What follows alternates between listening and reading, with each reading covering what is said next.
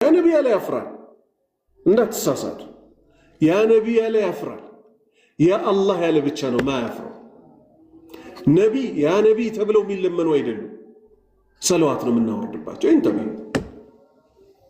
እሳቸው ይመጣሉ ብለው መቆም ይሄ ራሱ ክህደት ነው። እሳቸው የትም አይመጡ። እሳቸው የት ነው የሞቱት? መዲና አይሻ ቤት ውስጥ ምን ሆነዋል? እዛቸው የሞቱባት ቦታ ተቀብረዋል። ነቢዩ ራሱ ሰለላሁ ዐለይሂ ወሰለም ምን አሉ? የቂያማ ቀን መጀመሪያ ቀብሬ ተከፍቶልኝ ከቀብር መውጣው እኔ ነኝ። ከቀብሬ ስነሳ ግን አሉ ሙሳን አርሽን ተንጠልጥሎ አየዋለሁ። ቀድሞኝ ተነስቶ ነው ወይስ መጀመሪያውኑ ነበረ ወይ የሚለውን ግን አላቅም። ቀጠሉና ምን አሉ? ከሰው ሁሉ ቀድሞ ልብሱን የሚያለብሰው አላህ ኢብራሂም ነው አሉ። ራቁታችንን ስለሆነ የምንነሳው። ስለዚህ በሰለዋት ስም የሚደረጉ ማጭበርበሮችን ሙሉ ለሙሉ ልንቃወም ይገባል። ለምሳሌ አርረሕማን ዓለመ አልቁርአን ኸለቀል ኢንሳን ዓለመሁል በያን። ቁርአን ነው አይደለም የቀራሁት ነው አይደለም። ከዚህ በፊት ሰዎች ምን አደረጉ?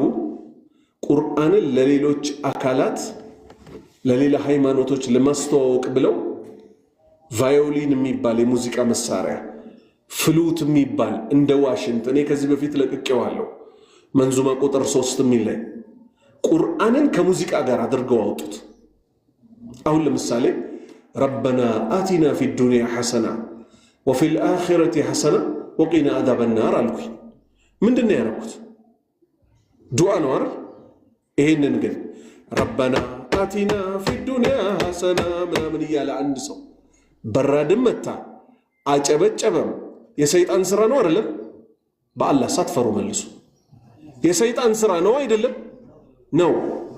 አላሁመ ሰሊ ማለትም ምን ማለት ነው? አላህ ሆይ ሰለዋትህ ይውረድ በማላይ በነቢዩ ሙሐመድ ላይ ሰለላሁ ዐለይሂ ወሰለም በታላቁ ሰው ላይ ብለው ያፏጫሉ። ሞቅ አርጉት እንጂ ቸብ ቸብ ቸብ የእሳቸው ስም እየተነሳ ትጨፍራለ። ይሄ ሰይጣን በእነሱ ላይ ለመጫወቱ ጠርጥራለ። ከዛ ምን ይላሉ? እውነት ብትወዳቸው ኖሮ ይሄን አትለቃቀምም ነበር ይላል። እውነት ብትወዳቸው ኖሮ በአግባቡ ሰለዋቱን ትል ነበር።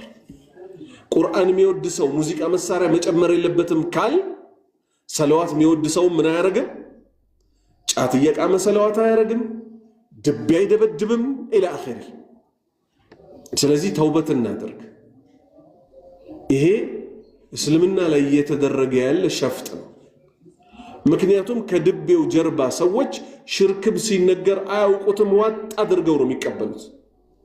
አለይስ ከዳሊክ ድቤዋ በብዛት ትሸውዳለች ሰው ውስጡም እንደሚባል ስለማናውቅ ውስጡ ብዙ ክህደቶች አሉ። ሰለዋት በጣም የሚጣፍጥ አምልኮ ነው። በዘመናችን የዱርዬ መጫወቻ ሆነ እንጂ የእሳቸውን ዲን ማፍረስ የፈለገው ሰለዋት ልንል ነው ብሎ ይመጣል። ለምሳሌ አላህ አላህ ሱብሃንአላህ አብድራህማን እኮ እንትና ሲያገቡ እሱ እየተነሳ ሻወር ይወስዳል። አላህ ነቢ ያ ሀቢቢ ጨዋታ ነው አይደለም? በአላህ መልሱልኝ ጨዋታ ነው አይደለም? ከዚህ በፊት ስለሰራሁበት ማለት ነው። ይሄኔ ዱርዬ ስራ ደግሞ ማለት ነው ጥፋት መሆኑ።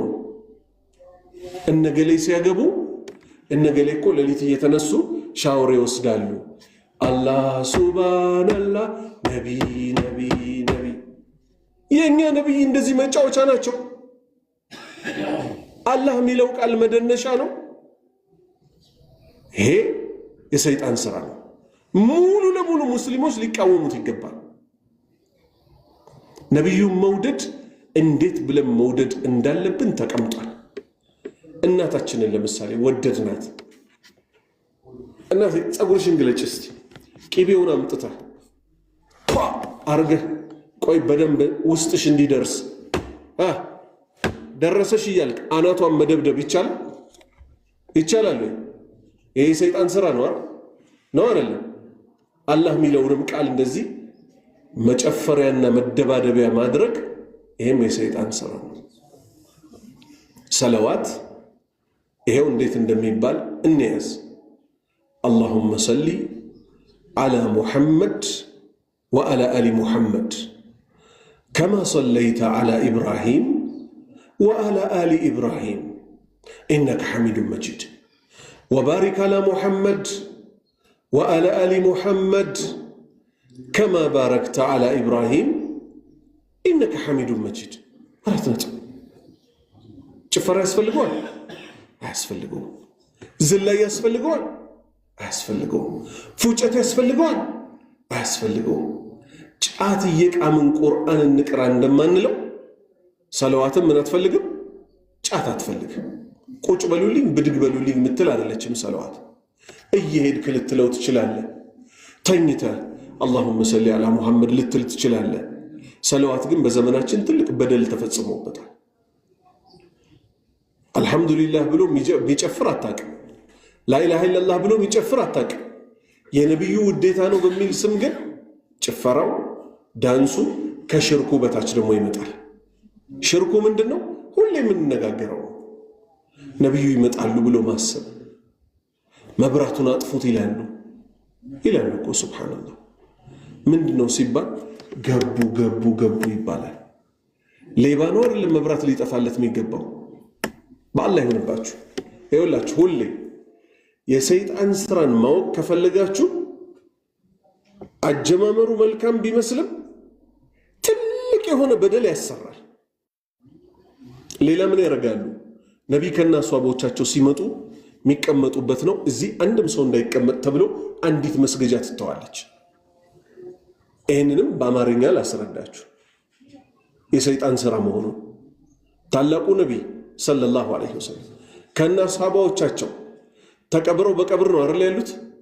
እነዚህ ሁሉ ግን ተጠራቅመው አንድ መስገጃ ላይ ይሆናሉ ማለት 100,000 ጉንዳን እንኳን በአንድ መስገጃ ላይ ይሆናል።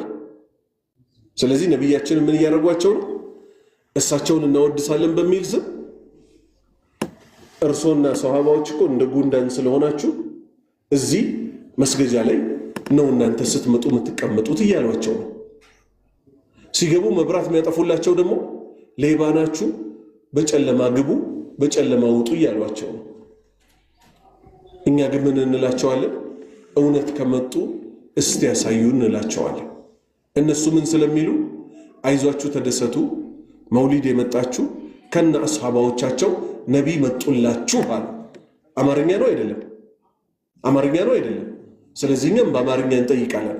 የት አሉ እንላለን። የት አሉ? አይ እኔ ልል የፈለግኩት እኮ እኔ ዱርዬ ስራ ረቢዕ አልአወል የገባ ጊዜና በሃኢሙ ሁላ ያቀርባል ምስጋና ለመውሊድ አድርገን እያለ መውላና ረቢዕ አልአወል ወር ሲገባ እንስሳቶች ሁሉ አልহামዱሊላህ ይላሉ። ምን እንዲሆኑ? ጌታችን ሆይ ለመውሊድ ልታረድ ይላሉ። ያው ወደ አሸዋ ሜዳ ወረድ እንበልና በሬዎች የትኛው በሬ ነበር? ስንት ናችሁ? በጎች ስንት ናችሁ ለመውሊድ እንታረድ ያላችሁት ብለን እንጠይቃቸው። እንዲህ አይነት ንግግር ለመናገር ምን ያስፈልጋል? መለኮታዊ ራእይ ያስፈልጋል? አያስፈልግም? ሰውን ግን በዚህ ደረጃ ይጫወቱበታል። ስለዚህ ምን ልናደርግ ይገባል? ልንማማር፣ ሐቁ ይፋ ሊሆን፣ ባጢሉ ውድቅ ሊሆን፣ እስልምናችን ያጸደቀውን አጽድቀን እንሄዳለን።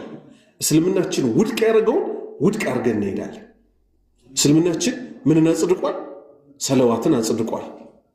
اللهم صل على محمد وعلى ال محمد ምንለው ጭፈራው ሽርኩን ቢድዓውን ምን አርጓል? ውድቅ አርጓል። ሴትና ወንድ ተደባልቀው ይጨፍሩና ቪዲዮዎቹ ላይ እናያለን። ሴቶቹ ጸጉራቸው እንደዚህ ሊሸፍኑት ይሞክራሉ። ወንዶቹ ደግሞ እንዲያደርጉ ተመችቷቸው اللهم صل على محمد እያሉ ሴቶቹን ያዩአቸውና እናንተ አላህን አትፈሩም ወይ ምናምን ሲባሉ በኢሽቅ ሰዓት ነኮ እኛኮ ወንድና ሴት እኮ ለሳቸው ሰለዋት እያልን እናያቸዋለን ይላል። ቪዲዮ ግን ያጋልጣቸዋል፣ ከኋላ ይከተሏቸዋል።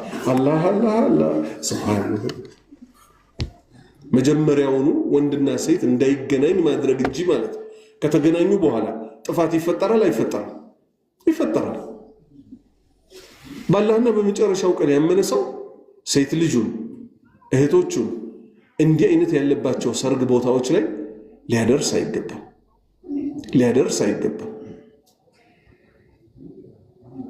ስለዚህ አላህ መጨረሻችንን ያሳምራል። ለሸሪዓ እጅ ከሚሰጡ ሰዎች አላህ ያደርጋል። ትክክለኛውን ሸሪዓ ሳትሸረፍ ከሚከተሉት ሰዎች አላህ ያደርጋል። ሱብሓነከ አላሁመ ወቢሐምዲክ አሽሀዱ አን ላ ኢላሃ ኢላ አንተ